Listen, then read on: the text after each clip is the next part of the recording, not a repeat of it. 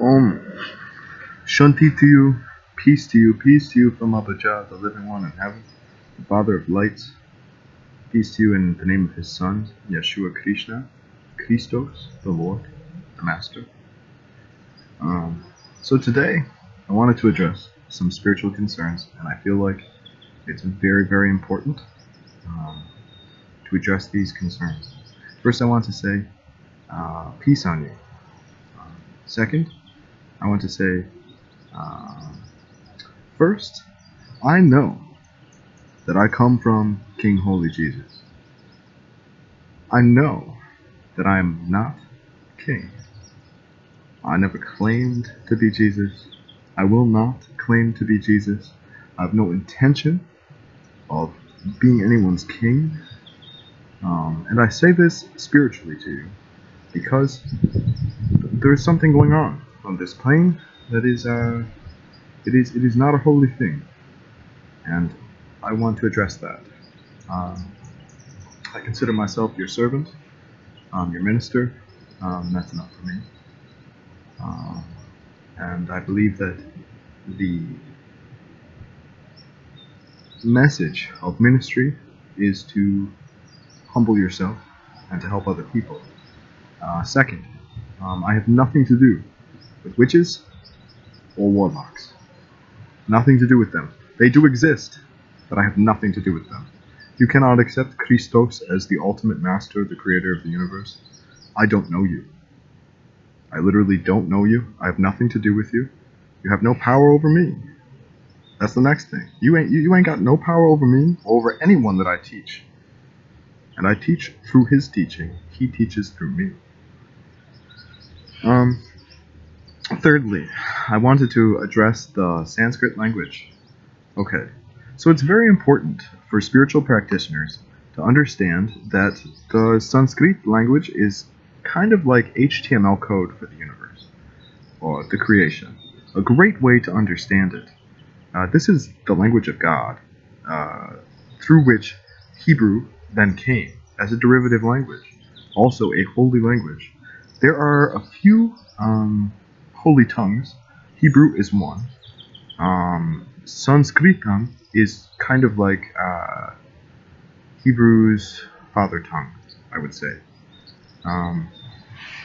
Now, to continue, I want Sanskrit practitioners to know that it is important, it is ultimately important for you to accept yourself as the minister and servant of other beings.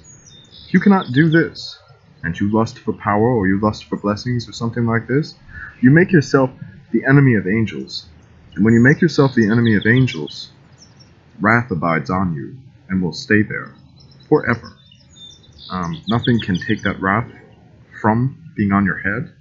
Also, if you oppose people, like the people that I teach, or any Christian people, thinking to yourself, I will take their blessings, or I will hurt them,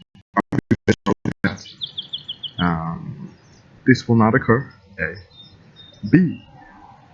Not only won't it occur, but you'll suffer. You'll suffer. The angels of God are all powerful. Period. They are powerful. Unto beyond this plane, which to God is like a plaything. And then C. It's important for you to know that Yeshua Christos' name is a Sanskrit Hebrew name. It's Hebrew Sanskrit name. Christos comes from Krishna. I want you to understand something else. When he said, because the Jews, let me say this, because the disciples of Jesus, who themselves were Jews, many came to Jesus. Many were Jews who came to Jesus, and they said, they're calling you the prophet. They're calling you this because he asked them. He said, well, what is it that people call me?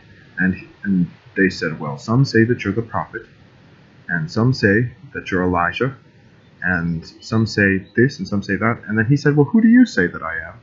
And they said, we say that you're Christo, that you are the Almighty Son of God, that you are the Son of God. And then he replied to them and said, see that you tell no man this thing. And so why did he say this? This is because it would be hard for those people at that time to understand the fact that Krishna is the Immaculate Son of God, that Yeshua is literally God in the flesh. It would be hard for them to understand, and then even more than that, it might present some kind of place where they would be confused, because I believe that the angels whose being is perfect. The understanding of that relationship between that and the Sanskrit language can be very, very difficult for people to understand. And so I feel that when he said that to them, he was saving people from confusion. He did not want people to be confused. And so I want you to know that when it's written in Corinthians, that, oh, if I speak in the tongue of angels and I have not charity, I have nothing. And so sometimes that word is also translated as love, because in order to have charity, you have to have love, and in order to have love, you have to have charity. I would also urge you, as Sanskritam practitioners, that if you do not have a charitable heart, you can learn nothing. Nothing. And you will not have any blessing. Indeed, you have made yourself the enemy of angels. And I tell you, from that moment forward, not only don't you know me or any Christians, but you're separate from the kingdom of God. Just period. You're just in separation. Nothing can bring you back into a union with God except acceptance of Christos and a contrite heart. And unless you have that, sorry.